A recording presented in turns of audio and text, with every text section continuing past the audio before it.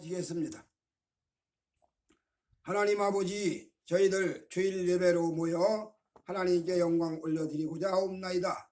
이별은 저희들에게 말씀을 들려주셔서 말씀을 듣고 힘을 얻어 죄악된 세상을 싸워 승리해 나가는 역사가 있게 하여 주시옵소서. 예수님 귀하신 이름으로 기도 올리옵나이다. 아멘. 주일 예배로 모인 여러분들에게 들려드릴 하나님의 말씀은 신명기 30장 말씀입니다. 그 중에도 특별히 11절의 말씀에 근거해서 여호와의 명령은 그런 제목으로 말씀을 나누도록 하겠습니다. 자, 신명기 말씀은 잘 아시는 대로 언약갱신, 흔히 말하는 모압평지 언약갱신이라고 불리는 두 번째 하나님의 계명의 말씀입니다. 자, 새로운 말씀을 전혀 없던 것을 주시는 것이 아니라 이미 시내산에서 주셨던 말씀을 다시 재확인하는 차원이죠. 왜 이런 말씀이 주어져야 됐느냐? 당시 이스라엘 백성들은 홍해를 건너왔던 놀라운 감격을, 놀라운 체험을 했던 사람들은 다 세상이 떠나 없습니다. 그래서 홍해가 갈라지는 그 어미한 대사건을 기억하는 사람이 없습니다. 또 그 다음에 시내산에서 여호와 하나님이 율법을 수여하시기 위해서 강림하셨던 사건, 하나님이 인간 세상에 찾아오신 사건, 그것도 한두 개인에게 드문드문 구약의 성부현현 시대 그때 나타오셨던 하나님처럼 그런 하나님이 아니고 민족 전체에게 나타나셨던 그런 놀라운 사건은 그렇게 흔하지 않습니다. 바로 시내산에서 여호와 하나님께서 친히 강림하시고 그 시내산으로 모세를 불러올려서 하나님의 율법을 10계명을 수여하셨습니다. 이런 놀라운 광경을 보았던 이스라엘 백성들도 그때는 없습니다. 다 새롭게 태어난 사람들, 아니면 너무 어려서 기억을 못했던 사람들이 이제는 다 성장을 해서 어른이 되어서 이스라엘 백성들의 주역이 됐습니다. 거기다가 새로운 지도자로 부상되고 있는 여호수아는 아직까지 지도력이 어떨지 미지수입니다. 지금 저자가 과연 이스라엘 백성들을 잘 데리고 인도에 갈지 어떻게 할지 아직 불안하기가 짝이 없는 그런 상황입니다. 이런 때에 인생의 황혼길을 향해 가고 있는 모세가 하나님과의 관계를 기억을 하고 하나님과의 관계를 생각을 하고, 자, 이스라엘 저 백성들이 여호와를 어떻게 섬겨야 되는가, 이스라엘 저 백성들이 여호와를 어떻게 따라야 되는가를 다시 구체적으로 세밀하게 자상하게 설명해 주는 말씀이 바로 신명기 말씀입니다. 그래서 이 말씀에 근거해서, 자, 사람이 해야 할 도리, 사람이 가장 중요하게 해야 할 도리를 딱 집어가지고 설명하는 거죠. 자, 그러면 여러 군데 수없이 성경을 반복해서 말씀하지만 사람과 하나님과의 관계 첫 번째 이걸 말씀을 합니다. 대신관계라 그러죠. 대신관계. 자, 사람이 하나님 앞에 어떻게 나갈 것이냐. 성경은 사람이 하나님 앞에 나아가는 방편을 여러 군데 말씀을 합니다. 자, 어떻게 나가야 되느냐. 참마음으로 나가야 된다. 온 마음을 다해서, 정성을 다해서, 성품을 다해서 주 너의 하나님을 섬겨라. 즉 예배하는 자의 태도, 하나님 앞에 나가는 예배하는 자의 예배자의 태도를 말씀하지요. 이 말씀을 훗날 예수님께서는 신약에 오셔서 예배하는 자가 하나님께서 찾으시는데 그 자가 어떤 자냐, 신령과 진정으로 예배하는 자다, 그렇게 말씀을 합니다. 물론 이 말씀에 나온 배경에는, 자, 수가성 여인과 대화하면서 수가성 여인이 궁금증이 많죠. 자, 저 백성들은 이 산에서 예배하더라고 하더이다. 또 저 백성들은 어디서 예배하라고 하더이다. 이렇게 어느 지역을 이야기하면서 이야기할 때 주님께서 하시는 말씀이 이 산에서도 말고 저 산에서도 말고 마음을 다해서 신령과 진정으로 주 하나님께 예배할지니라. 그리고 이렇게 예배하는 자들을 찾으신다. 즉 예배자를 찾으신다, 그런 말씀이죠. 오늘 세상에 수도 없이 많은 인생들이 살지만 그 인생들이 하나님 앞에 나아가는 예배의 성공자가 되는 거 대단히 중요합니다. 예배를 하나님이 받으실 만한 예배를 드렸느냐, 하나님이 받으시지 않는 예배를 드렸느냐, 이 문제가 굉장히 중요하다는 이야기예요. 이를 단적으로 말씀하는 창세기의 가인의 제사와 아벨의 제사를 우리가 나눌 수가 있죠. 하나님이 받으시는 제사, 하나님이 받으시는 제물. 오늘날도 마찬가지입니다. 예배하는 자들, 자, 많은 차원의 다양한 차원의 예배자들이 나타납니다. 성경은, 우리에게 주어진 성경은 신구약 성경 66권 한 가지 말씀이지요. 그런데 이렇게 신구약 66권의 한 가지 말씀을 가지고 이 말씀을 근거해서 해석하고 적용하는 사람들은 다양하다는 이야기예요. 무슨 얘기냐? 제 개인 경험을 말씀드리려고 합니다. 이런 개인 경험은 사실 중요하지가 않고 그렇게 그 말씀을 웬만하면 알아야 되지만은, 그러나 좀 여러분들에게 좀 필요로 하는 것 같아서 말씀을 드립니다. 1988년도 그 해에 백운대 산상에 하나님께서 구국기도 명령을 내렸다고 7명의 기도용사가 팀을 짜가지고 기도를 올라갔습니다. 그래서 백운대에서 나라 민족을 위해서 하나님, 이 나라를 지켜주시옵소서. 하나님, 이 나라를 하나님께서 보호하여 주시옵소서. 저 붉은 물이 북괴의 침략이라든지 혹은 북괴의 모든 책동에서 건져달라고 그래 강력히 기도하러 올라갑니다. 이 사람들은 겨울에는 말도 못하는 혹한, 자, 서울 시내가 만약에 보통 평균 17도 정도의 추위라면 백운대 산상은 27도 추위가 내려갑니다. 혹한이죠.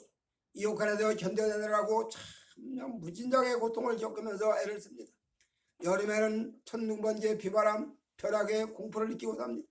또 갑자기 폭우가 쏟아지면 급류에 불어나는 물로, 계곡의 물로 위험을 감수합니다.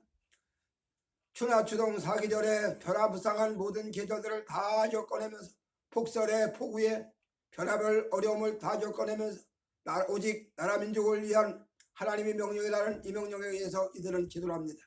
그러다가 어느 날 벼락이 치는 몹시 치는 날, 사정없이 벼락을 두드러치는데 한 명은 벼락으로 세상을 떠나고 두 명은 벼락에 부상을 입어서 참 기가 막힌 환경에서 하나님의 은혜로 목숨은 건졌습니다. 벼락이 뚫고 들어와서 발가락 사이로 빠져나가는 놀라운 이런 경험을 하면서 기도를 합니다. 이렇게 이분들은 나라 민족을 위한 하나님께서 내게 명령하셨다고 사명 가지고 기도합니다. 그런데 당시에 어떤 월간지를 발간하는, 기독교계의 월간지죠, 이런 월간지를 발간한 어떤 목사님이 그들을 향해서 혹독한 비난을 합니다. 광신자들이 교의서 기도하지 무엇 때문에 천둥번개가 벼락치는, 천둥번개가 수반하는 그런 악천후 한정 속에 그 산상에 올라가서 기도하다가 죽어가지고 하나님 영광을 가린단 말이냐, 죽고 다쳐서 하나님의 영광을 가린단 말이냐. 물론 이분들의 말씀도 틀린 말은 아닙니다. 자, 뭐 때문에 그 높은 산까지 올라가서, 그것도 악천후에 올라가서 기도하다가 죽는단 말이냐. 그러니 광신자들의 행태라고 비난받아도 마땅하지요. 또 이렇게 말하는 것도 틀린 말은 아닙니다. 그러나 각자가 기도하러 간 그분들은 하나님께서 주신 사명이라고 생각을 하고 하나님께서 주신 명령이라고 생각하기 때문에, 추도 변동이 없기 때문에 그러고 올라가 기도하는 것이고, 그렇지 않은 사람들은 그것이 옳은 거냐 잘못된 거다 이런 얘기를 한다 이 말입니다. 그래서 여기서 바로 우리가 더 나가다 보면, 여기서 더 나가다 보면 이단이냐 혹은 뭐 사입이냐 별별 얘기가 다 나오는데, 성경은 이단과 사입의 명확한 기준을 말씀을 하고 있지요.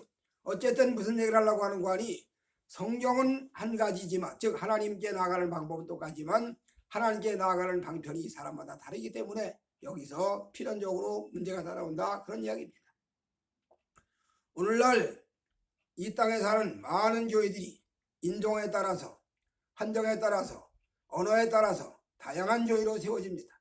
다양한 교회로 모여집니다. 이들의 본질은 다 하나님께 나아가는 것이고 하나님께 예배드리는 것입니다. 그런데 예배하는 행태나 예배하는 방편이나 좀 차이가 많이 나타나죠. 그래서 이런 경우에, 자, 너는 이 부분이 잘못됐다, 너는 이 부분이 문제가 있다. 이렇게 거론하고 지적하고 별별 역사가 다 있고, 그러면 그런 문제점을 지적받고 거론당하면 듣는 사람 쪽에서 그래, 내가 이런 부분은 잘못됐다, 내가 이런 부분은 인정한다, 그러고 고치겠다고 하면 아무 문제가 없는데, 네가 뭘 한다고 그래, 너 왜 나의 신앙에 대해서 왈가왈부 간섭을 해, 이렇게 되다 보니까 결국 대립이 되는 거죠.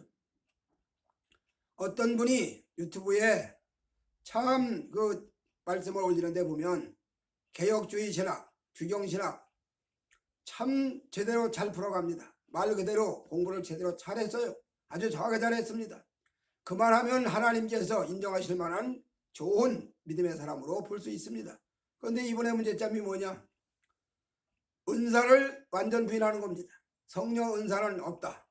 방언도 없고 예언도 없고 통변도 없고 신유도 없고 다 없다는 거예요. 아니 왜 없습니까? 분명히 있는데 있는 건 없다 그러면 어떻게 되겠어요? 그러고 있는 거를 잘못했다 그러면 어떻게 되겠어요? 그래서 문제는 자, 이분을 가만히 보면 주경신학이나 조직신학이나 세스메릭 데올로지, 컨멘트리 데올로지 아주 정확합니다. 성경도 잘 풀고 역사의식이라든지 사명자의 가치관이라든지 정확합니다. 단 이 부분이 너무 모자라요. 이 부분이 너무 아니에요. 그러면 차라리 본인이 모르면 이 부분은 난 잘 모르겠다고, 그 부분은 내가 경험할 바가 아니라서 잘 모르겠다고 그러면 되는데, 그 부분을 가진 사람들을 잘못됐다.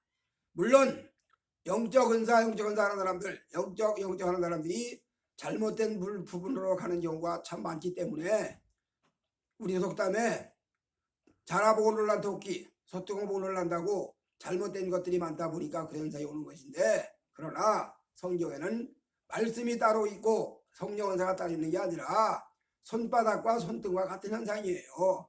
기록된 말씀 속에 영적 은사도 영적 세계도 같이 포함되어 있는 겁니다. 본인이 그 세계를 모를 뿐이지. 마찬가지입니다.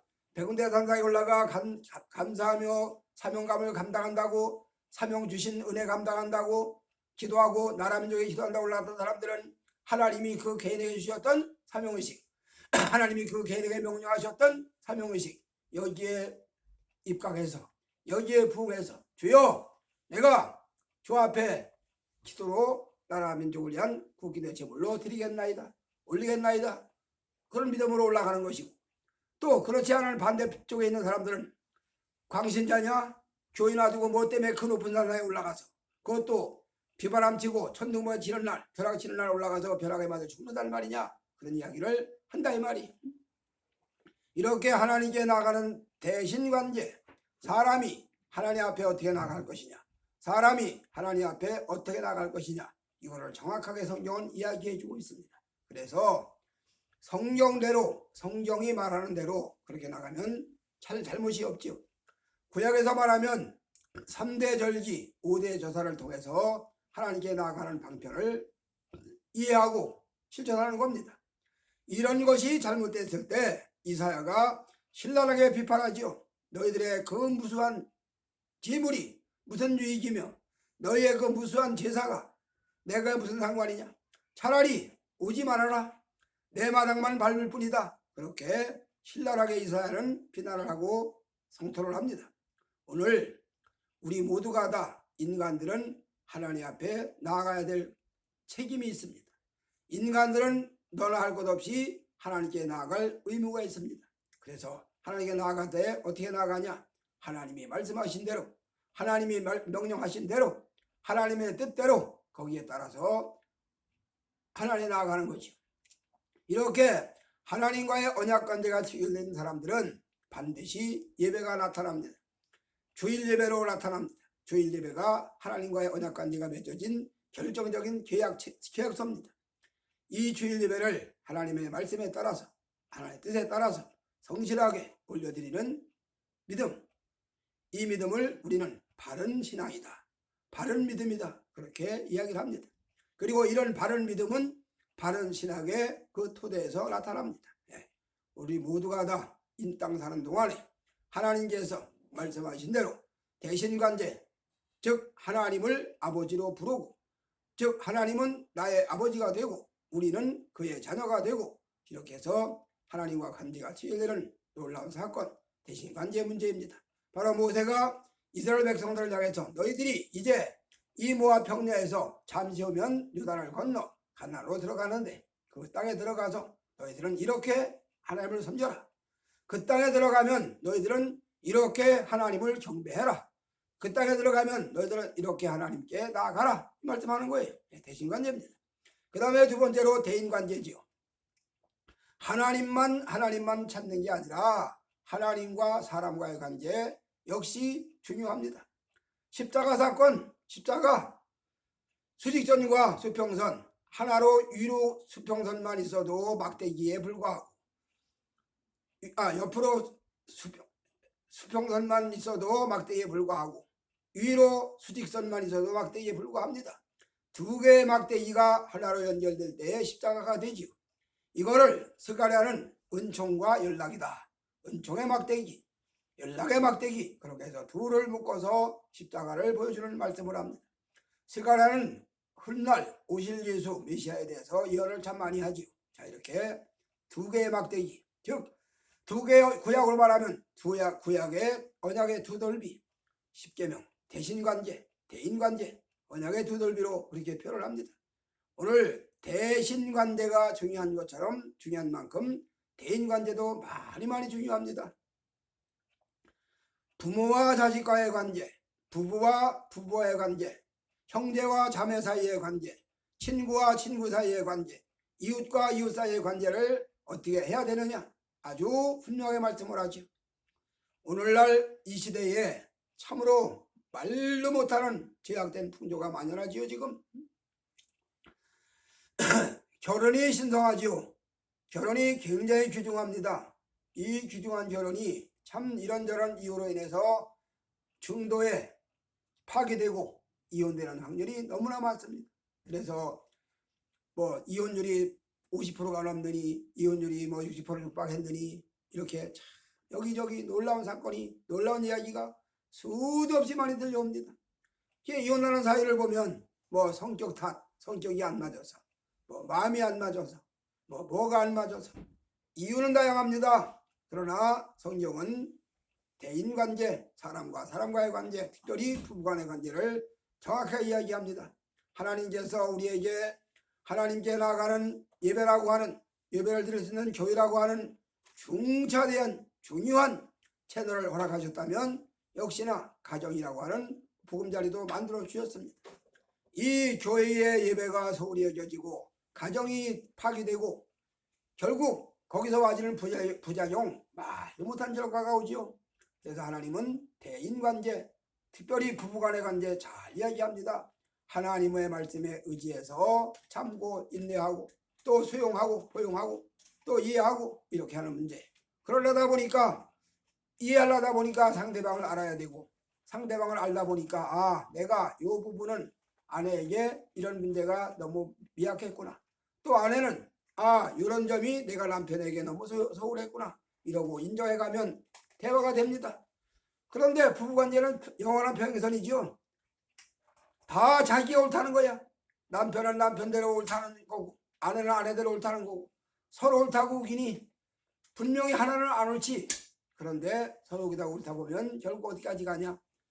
결국은 너하고 도저히 못 살아. 너하고 도저히 못 견뎌. 그러고 헤어지는 걸로 결론 난다. 그런 이야기입니다. 이렇게 헤어지는 것이 주의 뜻이냐? 분명히 아닙니다. 성경은 분명히 말씀하기를 하나님이 짝지어 주신 것을 사람이 나누지 못할지니라고 명백하게 말씀을 합니다. 오늘 이 땅 사는 동안에 우리는 대신관계, 하나님 앞에 나아가는 관계도 대단히 중요합니다. 대인관계도 중요합니다. 또 효도의 문제도 대단히 중요한 문제지요. 이 시대의 자녀들이 얼마나 상망하고 강박한지 말로 다 할 수가 없지요. 언제 한번 들은 이야기인데 부모가 자녀가 떨어져 삽니다. 어느 날 세상에 떠났어요. 그래서 자녀들에게 연락을 합니다. 부모가 돌아가셨다. 그러니 자녀들이 여기저기 살던 자녀들이 찾아옵니다. 와가지고 여기저기 다 뒤져가지고 혹시나 부모가 죽고 돌아가신 부모님이 숨겨놓은 돈이나 없나 하고 찾아가지고 그거 다 챙기더니 나 몰라라 하고 가더라는 거예요. 그걸 보고 기가 막혀서 옆에 있는 사람들이 결국 시신을 거두어다가 그냥 쓸쓸하게 장례를 치렀다. 그런 이야기도 들은 적이 있습니다. 어떻게 부모와 자식 간의 관계가 돈 문제로 연결됩니까? 그래서 돈만 챙겨가고 나머지는 나 몰라. 뭐 장사 치르든지 말든지 갖다 태우든지 묻든지 나 몰라. 이거 사람의 도리가 아니죠. 이런 시대를 오늘 우리가 살고 있습니다. 부부 관계도 위험하고 부모와 자식 관계도 위험하고 형제 관계는 더 말할 것도 없고 더 나아가서 뭐 거기에다가 이웃 관계, 친구 관계 다 문제 있죠. 서로가 다 삭막하고 각박합니다. 이유는 다 다양합니다. 서로가 할 말이 있죠. 네가 그랬으니까 나도 그랬다는 거고 또 네가 그렇게 나오니까 나는 이렇게 나간다는 거고 그런 얘기죠. 결국은 이런 문제 참 너무너무 각박한 문제입니다. 이런 문제들 대인관계 문제 오늘 예수 믿는 성도들은 이 대인의 관계도 주님 안에서 잘 처리하고 해결하고 넘어가야 됩니다. 바로 모세가 이스라엘 백성들에게 이 얘기를 하는 겁니다. 모압 평지에 머물러 있는 이스라엘 백성들을 향해서 너희들이 하나님이 주시는 저 가나안 땅에 들어가면 하나님은 이렇게 섬기고 사람은 관계는 이렇게 해라. 이런 관계 재판의 문제에 대해서도 사회법에 대해서도 종교법에 대해서도 아니면 율법에 대해서도 아니면 뭐 세금 문제에 대해서도 정확하게 설명을 합니다. 이런 문제를 가지고 성경은 신명기는 이야기를 합니다. 그래서 이거를 자유주의 신학자들은 신명기를 나눠가지고 A문서, 뭐 B문서, J문서 이렇게 나눠 얘기를 하는데 그래서 이거는 사회법이고 이것은 종교법이고 이것은 관습법이고 이렇게 나누는데 몽땅 다 합해가지고 하나님의 말씀이고 지켜야 될 하나님의 명령이죠. 오늘 하나님의 명령은 우리가 읽은 말씀대로 저 바다 건너 멀리 건너가서 가져오는 어려운 말씀도 아니고 저 높은 하늘 위에 올라가서 가져오는 하나님의 말씀도 아니고 내 입에 가까이 있다 이 말입니다. 가까이 있는 이 말씀을 얼마든지 듣고 얼마든지 들을 수 있고 행할 수 있다는 이야기죠. 이렇게 말씀을 합니다. 그 다음에 마지막 세 번째로 대물관계입니다. 물론 이거는 뭐 그렇게 두 가지 문제가 다 포함되어 있긴 한데 자 대신관계와 대인관계 두 가지가 다 포함되어 있는 거지만 그러나 구태여 나눈다면 대물관계 즉 자연관계지요. 물질관계지요. 사람이 돈은 세상 사는 동안에 수단이고 방편입니다. 목적은 아니에요. 돈을 벌기 위한 목적은 살아가는데 필요해서지. 그런데 그 돈이 목적이 되어서 그 돈이 전부가 되어서 사람도 눈에 보이지 않고 하나님도 눈에 보이지 않으면 결국 그 돈으로 인해서 멸망당한다. 그런 이야기죠. 누가복음 12장에 잘 말씀해 주죠. 큰 부자가 엄청난 소출을 거뒀어. 흉년이 풍년이 들었어. 그래서 엄청난 소출을 거둬가지고 창고에 모아쌌고 너무너무 기분이 좋은 나머지 내오거나 편안히 먹고 누리고 살자. 많은 재물을 쌓았으니 이것 가지고 평안히 누리고 먹고 살자. 그때 여호와 하나님이 어리석은 자요 오늘 밤에 네 영혼을 도로 찾아가면 너의 준비되고 너의 예비된 이 물질이 네 돈이 누구 것이 되겠느냐. 그렇게 말씀을 합니다. 그래서 어리석은 부자 하나님을 모르고 돈만 나는 어리석은 부자 이런 형편을 설명을 합니다. 부끄러운 이야기를 하나 드리겠습니다. 제가 24살부터 목회자가 되어서 목회의 길을 나섰습니다. 사명이 충만하고 믿음이 충만하고 은혜가 충만해서 내가 주를 위해서 죽도록 충성해야 되고 헌신해야 되겠다 그런 각오도 물론 있었지요. 그게 없는 건 아니고 그러나 목회자가 되리라고는 상상도 꿈도 꾸지 않았습니다. 그저 시골 우리 농촌교회 고향교회 거기서 좋은 믿음 좋은 색시 얻어서 장가를 가고 가정을 이루고 교회를 잘 섬기고 그래서 그 교회에서 집사도 되고 장로도 되고 내가 교회를 잘 섬기는 그런 신실한 신앙인으로 살면 좋겠다 그랬습니다. 아비가 저 땅은 한 8,000평 정도 되는 땅, 그 땅을 이거는 네 형한테는 3만 평 이상 되는 땅을 네 형에게 상속해 주었으니 이 땅은 너에게 줄 거다. 그런 이야기도 구두로 몇 번 들은 적이 있어요. 그리고 그렇게 되는 걸로 주위 사람 다 알고 있어요. 그런데 어느 날 큰형 되는 사람이 나를 집에서 내보내야 그 땅에 권리행사를 하겠으니까 나보고 집 나가라고 명령을 합니다. 근데 그날이 용케도 저는 군복무를 방위병 복무를 했는데 방위병 복무 제대하는 날 제대하고 나오다가 딱 길에서 형을 만났어요. 홍천에서 근무하는 형을 만났어요. 집에 들어가서 밥 먹고 가라. 그래서 들어갔더니 점심을 차려주고 먹고 나니까 형이 하는 말이 이제 군복무도 다 마쳤고 하니 네 살길 나가 찾아 나가라. 그래서 처음에는 그냥 뭐 동생 걱정해서 하는 말인 줄 알고 그냥 건성 듣고 집으로 돌아왔어요. 얼마 후에 한 달 정도 지났는데 또 다시 집에 찾아와서 언성을 높여가지고 아니 왜 집 나가는데 말 안 듣고 안 나가냐. 그제서야 형이 무슨 의도가 있어서 그러는 거다. 그러고 아버지에게 아버지 아마 형님이 저 땅을 자기가 갖고 싶은 마음대로 그러는 것 같은데 이건 형제간의 문제가 아니고 아버지와의 문제 같으니 아버지가 교통정리를 해주세요. 명확하게 분명히 말씀해 주세요. 무슨 생각인지 묵묵부답입니다. 아무런 답이 없어요. 그래서 교회 가서 기도합니다. 하나님, 형이 집 나가라고 하는데 아버지가 집 나가라고 하는 형의 말에 아무런 반응도 없고 묵묵부답인데 나 어떻게 합니까? 나 어디로 갑니까? 그럴 때 당시 고향교회 스승이 저를 부르더니 이 선생은 성경도 많이 읽고 전도도 열심히 하고 충만하고 뜨거운 마음을 가진 사람이니 목회를 가라. 그래서 어제까지 갑자기 주일학교 교사 이 선생으로 불리고 청년회 회장님으로 불리던 그런 신분에서 전도사 딱지가 붙어가지고 전남 신안에 있는 도서 지역의 한 섬으로 개척교를 하러 갑니다. 그렇게 해서 목회자가 시작이 됐어요. 자, 나는 개인적으로 목회자의 시작이 됐지만 우리 형이라는 분은 그 돈 욕심이 눈이 뒤집어져서 그 땅에 대한 눈이 뒤집어져서 그걸 갖겠다고 동생을 집에서 사정없이 내쫓습니다. 그때 형수가 한 말이 나이 그만한 게 어디 가서 못 살겠느냐고. 이야, 세상에 아무것도 몸에 지닌 것이 없이 맨몸으로 내쫓으면서 어디 가서 못 살겠느냐. 나이만 먹으면 내가 삽니까? 나이만 먹으면 아무 데다가 살아요? 그렇게 무자비한 박정한 그런 이야기를 해서 내쫓습니다. 무슨 얘기를 하려고 하는 거 아니? 물질 관계, 이 물질이 사람과 사람 사이의 관계를 우애 있게 살고 효도하며 살고 그런데 필요하게 쓰라는 거지. 이걸 다 차지해가지고 네 것도 내 것, 내 것도 내 것 하는 색으로 살지 말아라. 즉 수전노가 되지 마라 그런 이야기입니다. 오늘 물질은 인생 사는 동안에 사람의 세상을 살아가는 동안에 필요한 수단이요 방편이고 방법입니다. 그의 목적이 될 수는 없어요. 예수 믿는 사람들은 이 점을 명확히 잘 기억을 해야 됩니다.